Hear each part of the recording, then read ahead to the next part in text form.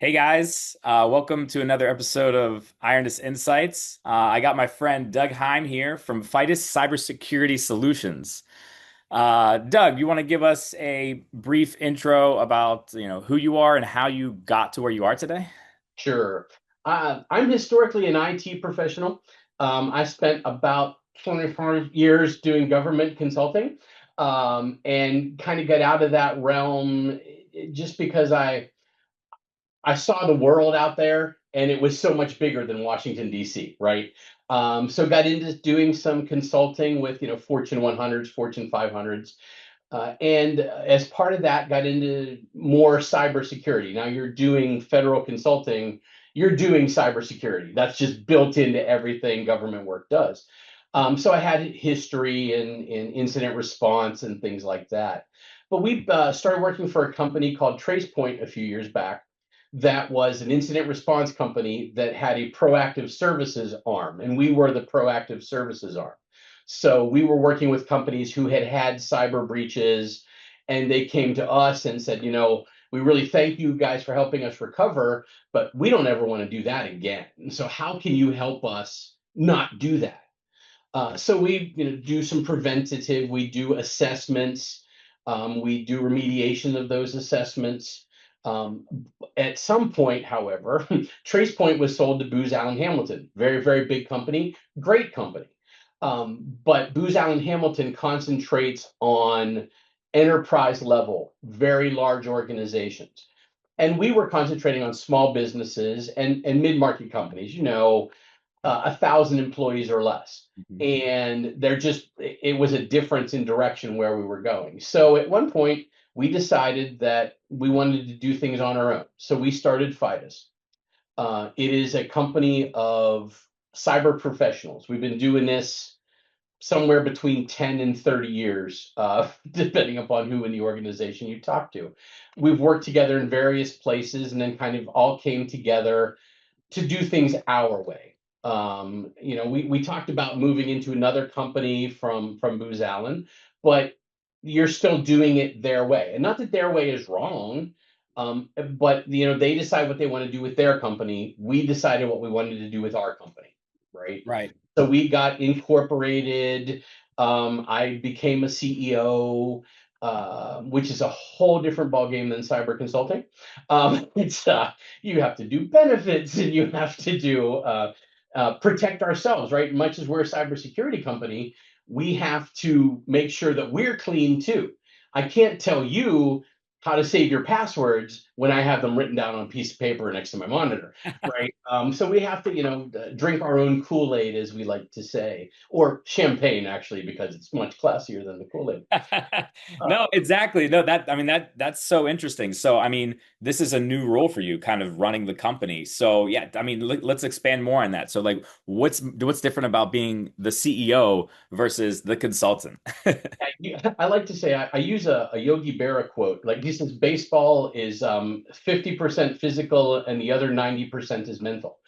Um, it's that thing there that I spend probably 40% of my time doing actually technical work, Uh-huh. and the rest is figuring out benefits, what do finances look like, those things that you don't think you're ever going to have to do and be concerned with. It took well, one of my employees came to me and said, "Hey, you're the CEO now. That's different than being the manager, the director, and I went, yeah, it is. And I didn't know what a CEO was supposed to do. So I started getting an MBA. Oh, Uh, interesting. so about a year and a half into getting an MBA, should be getting it next summer, just to get me a better idea of what does a CEO do? What am I supposed to be doing to maintain this company? I mean, I know what all the cyber stuff looks like. Now let's talk about business and doing all that. So that has given me great insight into the marketing aspects. How do I sell business? How do we get our name out there, so that people know that Fidus is there? Um, One of the first things I did after we started our company is I got a tattoo of our logo on my forearm, which you can only kind of see. That's awesome. Yeah, I could see it. That's dedication, right? I'm behind the company now, and it's in the right place. You shake hands with somebody like, "Oh, did I tell you about our company?" Right? Gives you that great opportunity. So I've learned a lot about how to do things and what is a real challenge and what things are not as big an undertaking as you might think they are, right? Getting benefits for a company sounds huge, right? But it's you get the right people to help you, a benefits administrator, and work through it, and it really is a fairly painless experience. Yeah, no, that I mean, this is some serious dedication when you're t tattooing the name and logo. So what is your logo? Can you explain it a little bit? It's an elephant because of the steadfastness of, the elephant keeps moving, it keeps going in its direction. Um, and we use Fidus. Fidus is Latin for trustworthy. Got it. I can't tell you I'm trustworthy. You have to figure that out over time. Sure. But that's one of our mindsets is we want to be above board with everyone. We want to be transparent in what we're doing. If I'm going to sell you a software license, I'll tell you, I'm selling you a software license and I'm taking 20% as a service to give that to you, right? I don't just hide everything in all right, that's going to be $1,500 and you're done. It's being honest with the client and treating them like people, especially in the group of clients that we're looking at. We deal in small businesses. Hmm. Small businesses, in some cases, mid markets, right? So these are companies that they don't have necessarily their own IT shop. They have there's their IT guy. We'll call him Bob, right? Bob is running IT. Bob's got a degree in marketing, right? Or he's a chief financial officer. Yeah. He's doing IT, he's doing what needs to be done, but he really doesn't know what he doesn't know. That's the biggest question that we get in any of our discussions with potential new clients. I don't know what I don't know, right? So we try to help them in that respect. And we make an effort to talk to people in the language that they understand. If we're talking to a CFO, we talk business. What is the business risk? How does this affect your business? If we're Hmm. talking to an IT manager, we'll talk about hey, here's a firewall, here's SASE, here are other tools that you can use that will be beneficial to you technically, so that you're not throwing acronyms past people that they don't get. Yeah, They've of never course. heard of what that is before. What they know what a firewall is because it's just been there for so long. But what Sure. does it do? Yeah. Right? They don't know. So you talk to them about how this tool can protect them, and so they don't show up in the Washington Post or in Wall Street Journal or the Poughkeepsie Times, whatever the newspaper of choice is, because they're not as vulnerable. To be clear, we get people that come to us that you can't tell our board that we're going to get hacked or we could get hacked. That's not, but if you don't believe you're going to get hacked, that just makes you so much more vulnerable, right? Mhm. Everyone is going to have an exposure in cybersecurity at some time. It's trying to minimize that. And that's what we do in our practice is implement what we call controls to make sure that you are less of a target than your neighbor, say. One of the stories I use, if you and your buddy are being chased by a bear, you don't have to be faster than the bear, you have to be faster than your buddy. Cybersecurity is that way, right? You just don't present as big a target as the guy down the street. Mhm. One of our gentlemen that works for us used to use the Yippee Dog. Is it if you have this little dog in your house, yip, yip, yip, yip, yip, yip, that's not going to stop anybody from robbing your house. But if they come to the front door and they hear that, and they go to your neighbors and it's dark and there's no noise at all, they're going to go in that direction. Yeah. So No, that just making yourself be a little bit above kind of those around you. that makes perfect sense. So when you're talking about helping these small companies, right? Trying to get them to at least implement some type of controls and stop them from getting hacked from the next guy. What are these small companies? How many employees do they have? What is small for our Sure. audience? We generally work with companies up to $1.5 billion in annual revenue. Okay. Now that's big. Usually it's more like the 300 or 400 million. Mhm. It can be up to 150, 200 employees generally. If you're talking really big, you can be 1,000 employees. But they're companies that they don't have a cybersecurity practice. And honestly, they can't even envision having a cybersecurity practice. So rather than hiring a chief information security officer or a CISO, as we call them, at $250,000 annually, because that's what you have to pay to get one of some reputation, that plus benefits, plus you're going to bring other staff in, you're going to have contracts to manage things. You can come to us, get that same capability with many years of experience for maybe 100,000 a year instead of that 250 plus benefits, Hmm. right? And we can pivot into whatever area you need, right? We have multiple staff that have multiple experience levels in various areas. We have we are operators. We call them former operators because they have been in that position in the past. They really still operate, but they don't do it for one person. We operate for many people. We also have business continuity people that can write an incident response plan, business continuity plan, but we base it all on the needs of the individual client, right? We sit down with you, we talk with you about, what are your concerns, what do you have in place? There are several frameworks out there, like NIST, National Institute of Standards and Technologies, Cybersecurity Framework, CSF. Version 2.0 has been released relatively recently. And this is just a list of controls, as we call it. And controls are just something that you put in place to stop you from doing something bad, right? A firewall is a control. A good password is a control. Hmm. And they have a list of controls that if you go through and assess yourself against them, and NIST as a government agency, their documentation is all free to anyone who wants to download it. So you can download their documents. The CSF is available. They have several other specific documents about how to handle risk, different frameworks for privacy, for cybersecurity, and become familiar with those documents, implement what they talk about, and this will get you far and away ahead of most who are your size. Um, the framework is really the key, and you don't have to implement everything. Look at it and do a cost benefit, right? The first thing a lot of places do will try to do an access control system, and Hmm. an access control system can be a $300,000 piece of software, right? A 10, 50, 100 person company can't afford $300,000.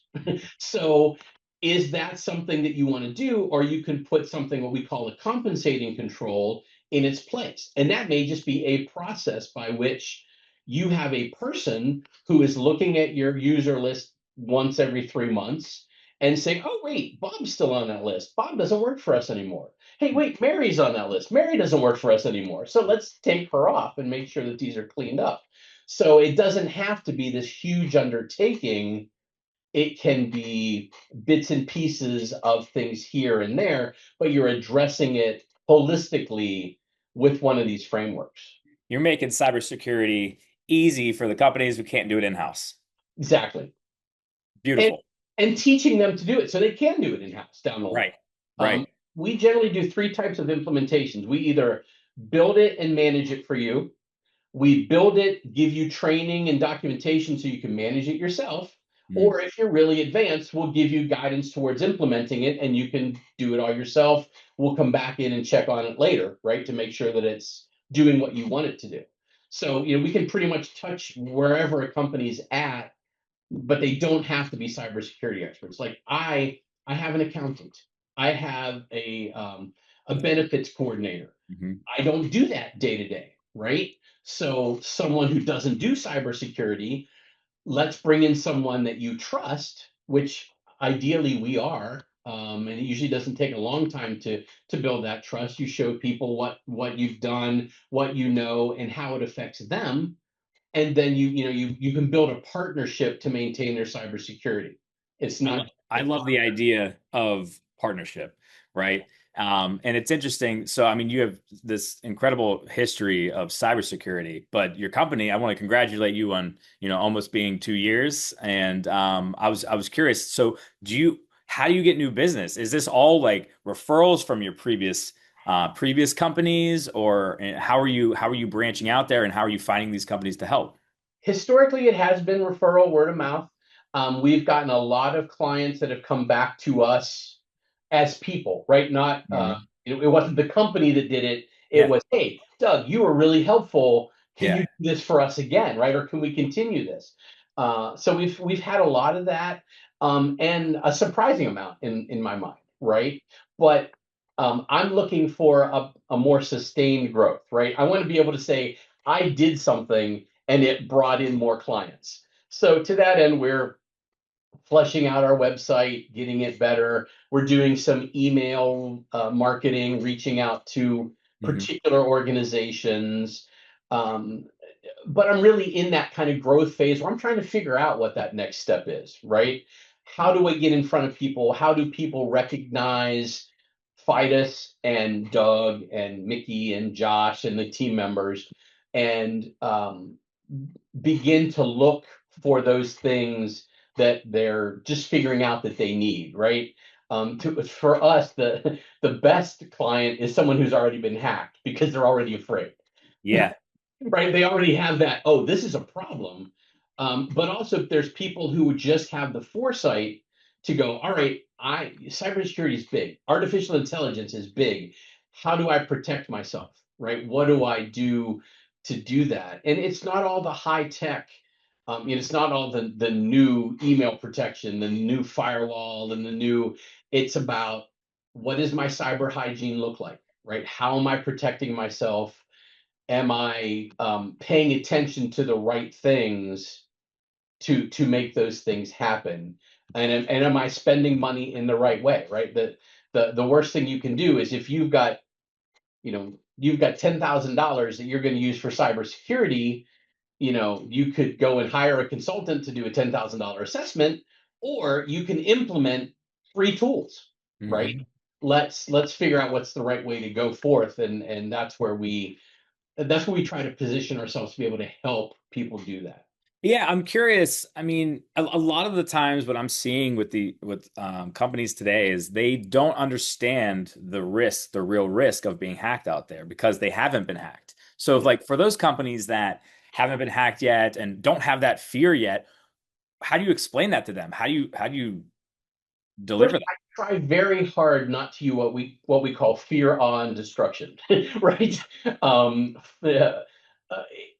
it's out there. I mean, if you share the truth, the fear on destruction kind of follows. Yeah. There are any number of statistics out there. I've used to hear the statistic that 85% of companies that have a significant data loss are out of business in 2 years. Hmm. It's a matter of Are not these the small companies, like the small companies that can't handle it, or any company? any company. You'll Wow. see huge companies. There's been some recent. I haven't delved into the core of it, but I know F5 had a recent significant data loss. That that doesn't just affect, like, they lost data, they lost source code. I'm told, right? So they can't go back and you reuse this code. They've got to develop it, redevelop it, or find a way to reverse engineer it. Mhm. But also, there's reputational loss, Yeah. right? If I am a stalwart business and I've been hacked, that leads to a lack of trust by many individuals, and you've got to build that back. And that cost is very difficult to quantify. You can't say, well, I lost, three people canceled contracts totaling $250,000. Easy to finite, I lost $250,000. But what about these 10 other companies that didn't contract with us because that trust has been broken? Right. So there's so much to look at in that, and you really do need to kind of evaluate. And if we're doing business continuity for someone, first thing we do is a business impact analysis. Let's look at what are the components that we utilize. What happens if that goes away, right? If you're a company and you lose your invoicing system, you probably have close to 30 days to get that back. You're not invoicing every day. You're probably invoicing once a month, Hmm. right? Whereas payroll, you probably have to have it back in 2 weeks. Hmm. Or your manufacturing system, you probably need it back today. Yeah. So look at these things. and they're not all the same. They don't require the same recovery. You can concentrate on them in different levels and figure out what you need to get back. One of the big areas we work in is insurability. Hmm. There are companies, particularly smaller companies, that are trying to get cyber liability insurance.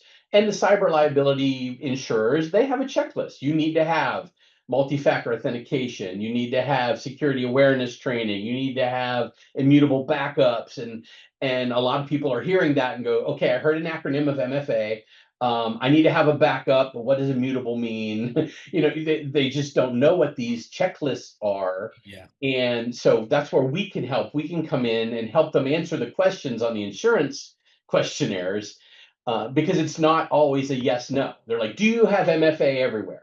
Well, the answer is no, but it's because I can't put MFA on the system because it's running on Windows, XP still, and it doesn't run that, right? So you have to be able to answer those questions in a way that's truthful but still checks the boxes that need to be checked, right? Right. And so that's a helpful thing, but also implementing that stuff. If you need to come in, we call them table stakes, right? In order to play the game of insurance, you have to meet certain table stakes. So we help companies implement multi-factor authentication easily, quickly. We can do a backup, implement a backup system that's immutable and has all those protections. We can do those things for them and with them that make them insurable first, but also that insurability is really in a parallel with securability. Often you'll see, when you have an organization comes in and tells you to do something, it may not line up with your security. It may just be you do insurability this way and you do security this way. Mhm. They do tend to be running in the same direction, which is helpful. So when you do one, you're accomplishing the other. But that's one of those keys is you get insurance doesn't fix everything, but it's a lot better to have someone else to pay the bill if you get ransomware than having to pay that out of pocket. I feel like it gives you a little bit of peace of mind as a company too, as well. And especially if someone like you comes in and basically does the heavy lifting for them for something that it's pretty foreign to them. Yes, and it is very foreign to most. Yeah, you have like it sounds like a pretty bespoke approach to what you do. So, I mean, that's probably refreshing to hear from all these different companies, right? You can basically adhere to exactly what they need. You've been doing this for so long, and actually, how do you do that? Are you able to give them like a la carte options for? We usually start out with an assessment, an internal assessment, right? Mhm. There are various framework assessments you can do. People talk about ISO 27000. That is an intense assessment. You're talking about if you brought a third party in to do it, you're probably paying 60, $70,000, Mhm. right? We have an assessment that we do. It's a subjective assessment, so it's from our experience and what we've seen, loosely based on some of the frameworks as well as our experiences. And we can come in and do that for you for, you know, somewhere in the $5,000 to $10,000 range, Yeah. depending upon how big your organization is. And we'll come out of that with a roadmap for you, right? Here's what you need to implement. Here's phase one. Here's phase two. And then we go back to the three implementation methods I talked about. Can you do it yourself? At that point, probably not, right? You're probably not ready to do it. So, do you want us to manage it for you? Or do you want us to implement it and your people can manage it, right? And we just go down the list of all these things you want to do, and they become kind of an a la carte statement of work. One of the things I do, I don't do proposals. I send you the statement of work for what we're going to do. It covers the invoicing. There's no questions about when do I pay for this, what is going to be delivered. That's all in this up. It's in the document you get. You can sign it on the spot if you want, and we'll go and do it. Or if there's concerns, because it does have all the legal documentation in it. If you're, well, we want to talk about liability, and yeah, sure, we'll talk about liability. My legal people will talk to your legal people Yeah. and we'll decide what we want to do. But that it makes it cleaner. There's not Yeah. here's your proposal. Here's your contract. Oh yeah, we did forget this in the proposal. It's there. If you forget it, it's you either eat it or you have a new contract. It's Exactly. that. No, I really like that approach. It sounds like you have everything in front of you. You understand what you're buying and the services that you're providing. I think that's a really clean way to do business. That explains why you guys are doing so well. I was just I was thinking about what what shifts are you seeing in cybersecurity right now? I mean, there's so much going on There in the is. world right now with this AI buzz and you know are you seeing these hackers becoming, more sophisticated? Are you seeing the defense mechanisms becoming more sophisticated? Where do you see it going? Yes. First off, everything is growing, right? Everything is moving forward. Unfortunately, cybersecurity is inherently a reactive position. Mhm, You are reacting to what the bad guys are doing. At the risk of offending someone, people use the term bad actors. mhm, I use the term threat actors, mhm. right? So to me, Nicolas Cage, that's a bad actor. A threat actor is someone who's trying to attack your system. Now, if you like Nicolas Cage, you can use somebody else in that example, but a threat actor is my word of choice for that. But we are seeing growth both in the defense and in the offense of cybersecurity from artificial intelligence. AI is giving you the ability to do many things much faster. So there are people using AI to craft just some phenomenal, spam messages and phishing messages that look just like the president of your company wrote them to you because they're looking at things. There was recently a an entirely AI generated meeting where a chief financial officer was invited to it, and they artificially generated the rest of the people in the company and got that person to obligate millions of dollars to a threat actor in a meeting that didn't actually happen because it was all AI. Mhm. These are the things that are scary, right? But there's also things that we're using on the back end to try to, you know, evaluate, firewalls. Firewalls are inherently reactive, right? You're putting a rule in place to stop something that happens. You've seen it, what we call in the wild, right? AI will allow you to do some proactive. So maybe you're looking at network traffic, and all of a sudden, from one day to the next, you see a spike in traffic from a particular location, with a particular type of traffic or a particular port. That then you still have to run it to ground, but you're seeing that earlier than you would have detected previously, right? Mhm. So you're seeing that cutting edge doing that. One of my biggest concerns, honestly, is the quantum computing capability. We're going to talk about hundredfold increases in computing capability. Right now, the one thing that's saving us from an encryption and a protection perspective is the protections that are out there can't be brute force, right? If you use a password that's over 16 characters or a passphrase at that point, right?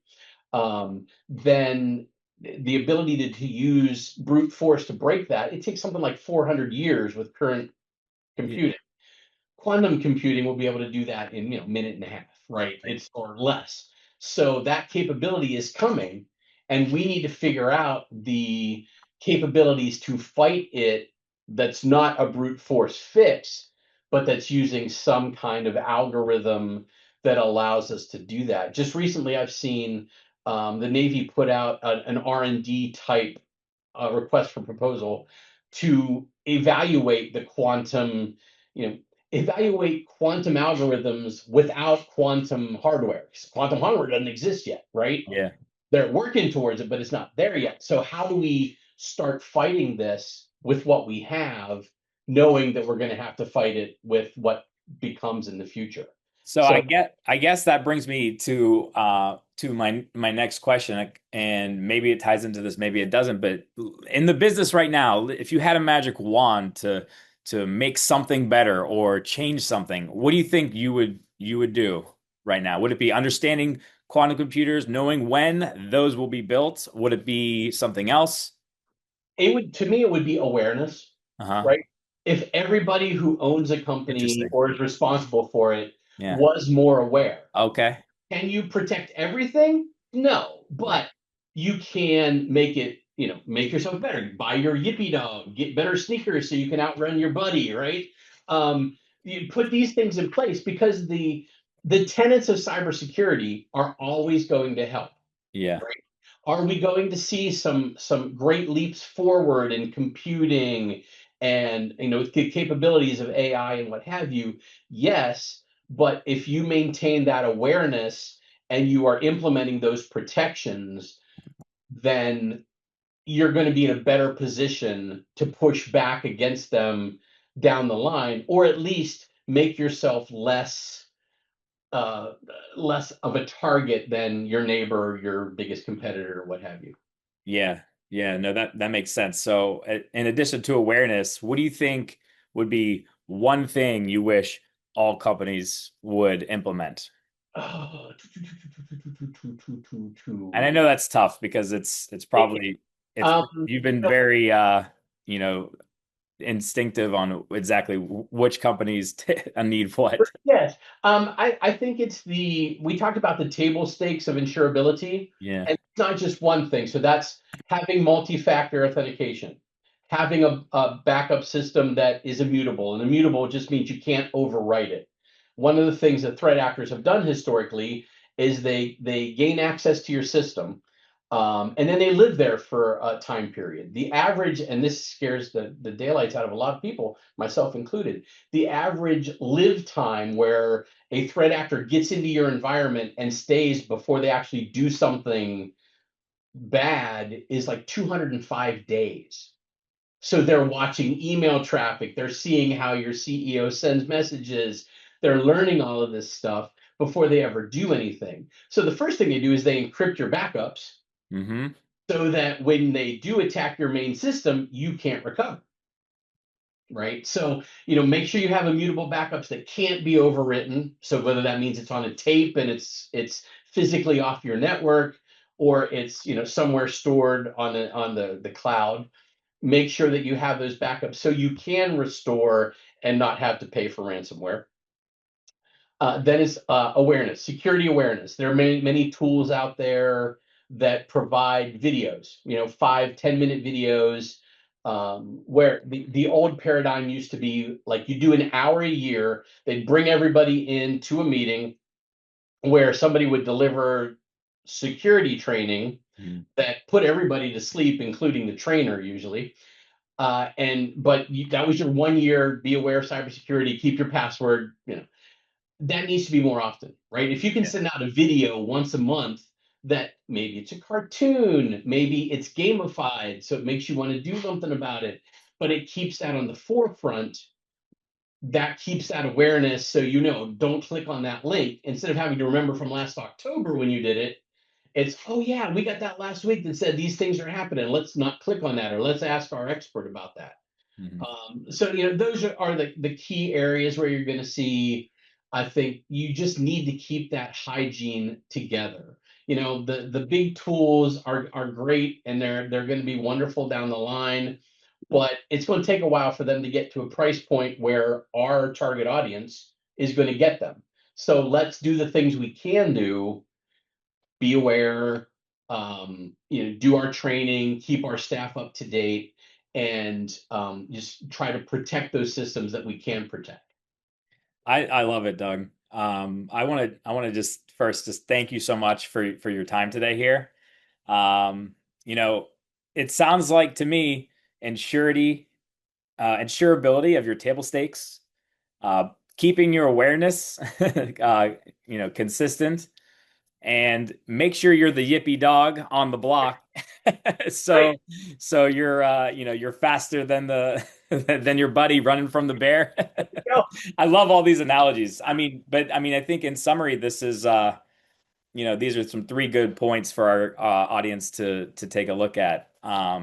So for you, where can my my listeners find you? So for now, the best practice is our website, fiduscyber.com. Perfect. As well as we do have a Fidus Cyber LinkedIn. We have done some thought leadership on that. We kind of got away from it for a while, but I think we're headed back in that direction. Okay. Not the cutting edge. This is the new firewall. This is the new the new password system. But the be aware of this, right? Here are the frameworks. Here's what the frameworks look like. Mm-hmm. Let's attack the building blocks, right? Yeah. That's really what you'll see from a lot of what we've put out to this point. And if you're in need, please definitely contact us. There's a contact us link on our website, right? And we will respond to you. We have a group of professionals that will get back to you that day normally, unless you contact me at 2 in the morning, and then it will probably be the next day. But we're Thank there to talk, and it doesn't always have to be a contract. There's a lot of companies out there. I mean, and we're a company. We're here to make business. But if I can talk to you for 5 minutes Mm-hmm. and help you address something that would take you 2 hours to research on the internet or wherever, Mm-hmm. that's a good investment in my part, right? In my book. So, even if you're not looking for a contract to do something, let us know. We'd be happy to help answer some questions for you. Awesome. Thanks, Doug. We'll have those links right here below. And you can find Doug from Cybersecurity Solutions. Thanks again. Thanks for tuning in to Ironis Insights, where we talk all things cybersecurity. And have a good day, everyone.